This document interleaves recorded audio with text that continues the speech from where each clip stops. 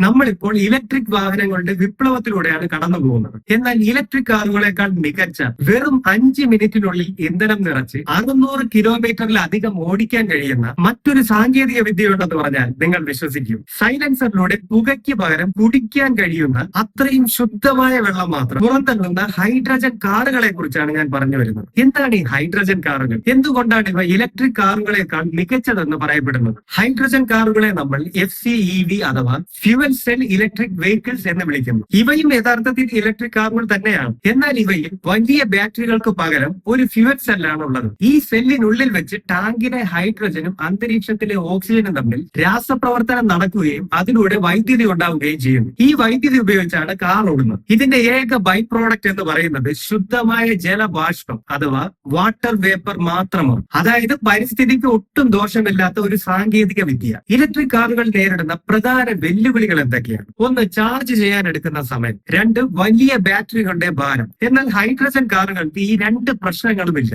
ഒന്ന്, fast refuelling. ഒരു petrol കാറിൽ അടിക്കുന്നത് പോലെ വെറും 3 മുതൽ 5 മിനിറ്റ് കൊണ്ട് ഹൈഡ്രജൻ നിങ്ങൾക്ക് ഫുൾ ടാങ്ക് അടിക്കാം. രണ്ട്, റേഞ്ച്. ദീർഘദൂര യാത്രകൾക്ക് ഇവ വളരെ അനുയോജ്യമാണ്. കാലാവസ്ഥ മാറുമ്പോൾ ബാറ്ററികളെ പോലെ ഹൈഡ്രജന്റെ റേഞ്ച് പെട്ടെന്ന് കുറയില്ല. മൂന്നാമത്തേത് ഭാരക്കുറവ്. വലിയ ബാറ്ററികൾ ഇല്ലാത്തതിനാൽ കാറിന്റെ ഭാരം വളരെ കുറവായിരിക്കും. ഇത് കൂടുതൽ കാര്യക്ഷമത നൽകും. ഇത്രയും ഗുണങ്ങൾ ഉണ്ടെങ്കിൽ പിന്നെ എന്തുകൊണ്ടാണ് നമ്മൾ റോഡിൽ ഹൈഡ്രജൻ കാറുകൾ കാണാത്തത്? അതിന് പ്രധാനമായും 3 കാരണങ്ങളാണ്.